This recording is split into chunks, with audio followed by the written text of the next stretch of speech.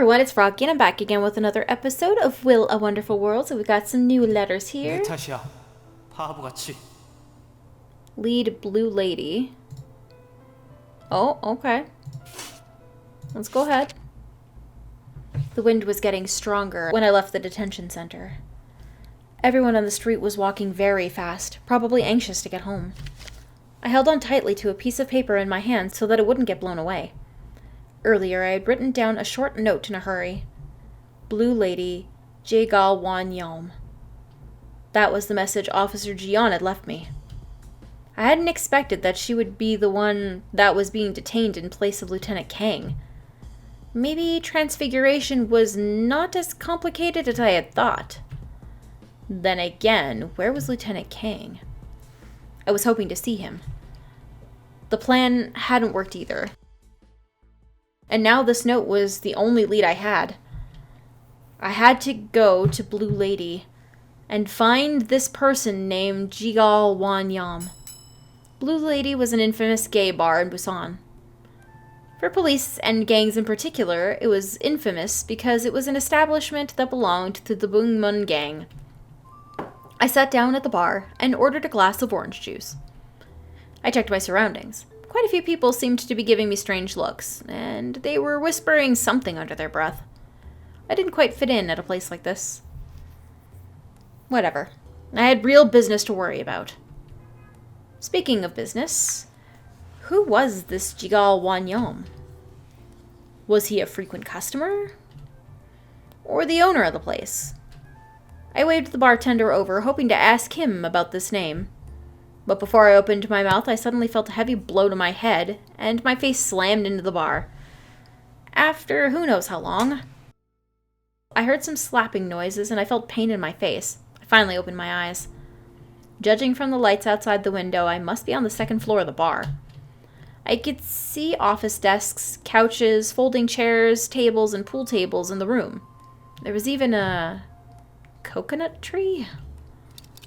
I tried to sit up, but I realized that my left hand had been cuffed to the desk leg. Some young men surrounded me at the wall. They all looked like they were in a gang. One of them had a full head of curly hair, and he was crouched next to me. He kept slapping me in the face with what felt like a card. I struggled to move my face away before I saw that he was holding my police ID. Who knew that a police officer would be hanging out here? If you don't tell us what you're really here for, then we're going to think that you're here looking for some fun. His buddies all laughed. This didn't look good. But I didn't want to cause too much trouble. I just needed to get out of this as soon as possible. The curly-haired man kicked me in the stomach. Talk! Do you think that we, the Bungman gang, are an easier target than the Musan gang? If we want, we guarantee we'll make you feel something. Ecstatic. Dude, that's the wrong word. It should be excruciating. A man nearby with split bangs tried to correct the curly-haired guy, who immediately slapped him on the head instead. The door opened. All of the men who were laughing hysterically took one glance at the door and immediately stood up straight, shouting, "Good evening, sir!" A very tall man had just walked into the room. He was wearing a pink flowery shirt and a pair of leafy green beach shorts and looked incredibly tropical. He quickly noticed what had been going on. "What do you guys have here?" "It's a cop sneaking around the bar. We were just about to question him." The curly-haired guy very formally handed him my police ID. The other guy picked me back up and then slammed me face down onto the desk. The man called "Sir," then caressed my back with one hand. Very fit. Lots of potential. Potential? What potential? Was he talking about joining their business? What kind of sick joke was that? I was someone who had dreamt of defending justice and becoming a real hero. But to keep myself from getting into more trouble, I had to keep it under control. However, even though I could control my anger, I couldn't fully control my body. If he didn't stop soon, I was going to let out a loud fart. I remembered seeing a diagram of a human brain way back when. They would write lots of words on the brain representing what the person was thinking at the time. If someone were to draw a diagram of my brain right now, it would be filled with the word fart. Even worse, it would be running out of space. After giving me another pinch on the butt, the man finally stopped molesting me. Oh, I didn't know that you were here looking for me. I turned around and saw that he was holding the note that I had put in my pocket. I finally understood. The sir in front of me was Jagal Wanyam, the boss of this bar.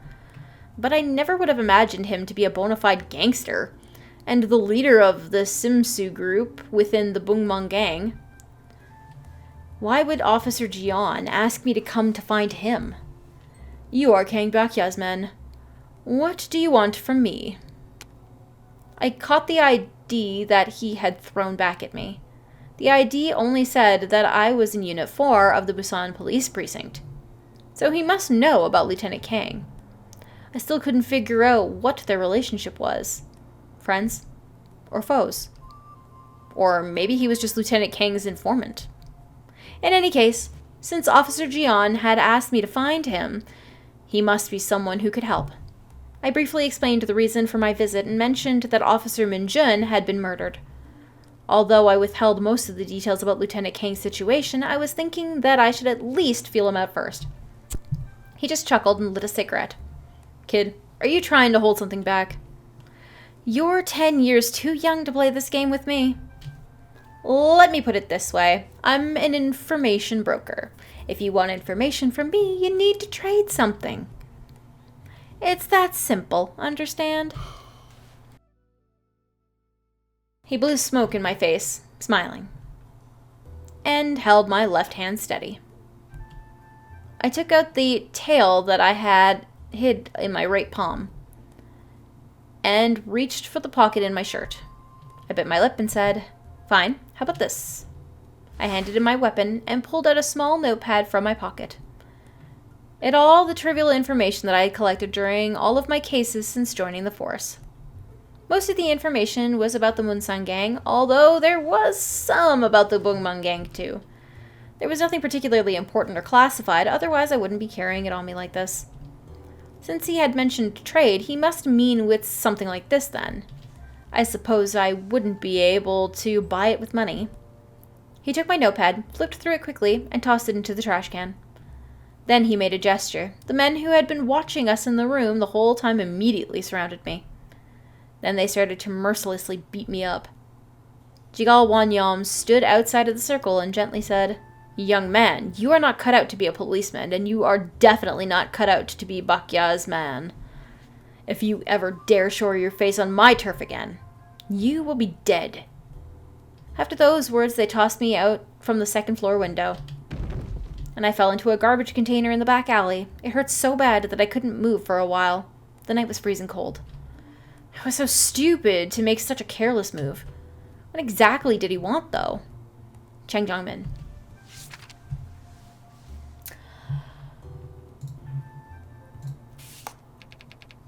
Alright, buddy boy. Let's see. Hold my left hand steady. Took out the tail in my right palm. Reached my pocket shirt. Bit my lips. Fine. How about this?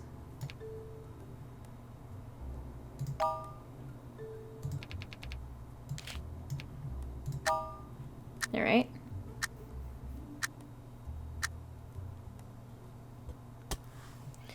A beam of silver light flashed in the air, and my left middle finger flew off from my hand. Oh. Oh. Blood was dripping out of the wound and left some red dots on the floor. I covered my entire left hand with my right one and dropped to the ground, rolling in pain. It's yours. Fuck you. And I fainted. Call a doctor. No, you idiot. Not Dr. Chang, Dr. Wang. The one who lives at Gyeongnam-dong. I heard Jigal Wan Yom yelling at his men and opened my eyes just a little bit to take a peek at what was happening. He threw away the cigarette in his hand and carried me onto a couch. His men were in a complete disarray after being shouted at by their boss. I had made the right call. If this man were a true friend of Lieutenant Kang, then he must value loyalty and bravery. If all he had cared about was profit and benefit, then even if he had seen through my performance, I would at most get a beating. Then I could still give him what he wanted to trade for the information. Nevertheless, this was the best result that I could have hoped for. I finally bust out laughing and sat back up on the couch with a hand holding my stomach. Then I stood up as Jigal Wanyam looked on, stunned, and picked up the severed finger from the ground with my perfectly intact left hand, smiling at him. I bought the fake finger in a small shop on my way here. Not only did they have fake fingers, there were also fake ears, eyes, and everything. The owner had said to me that if you wanted to survive in a gang, these were all necessities, and if I bought the whole set that he would give me a discount. So I did, and I had them all hidden on me. It turned out that they were indeed quite valuable. You bastard! Jigal Wanyam fell onto the couch laughing hysterically. Well, I guess Bakya had pegged you wrong completely. He told me that you were just a serious and boring fool. He told his men to make us some tea and then began to tell me everything that he knew about this case. 2 hours later, I had drank the last cup of tea and left Blue Lady. I started walking towards Officer Minjun's home in the cold, biting wind. Alright, well, good for you, buddy. You figured it out. I'm happy for you. Alright, well, I think I'm going to go ahead and end this episode here for today. I hope you guys enjoyed it. If you want to see more videos from me, then don't forget to like, comment, and subscribe. Thanks for watching.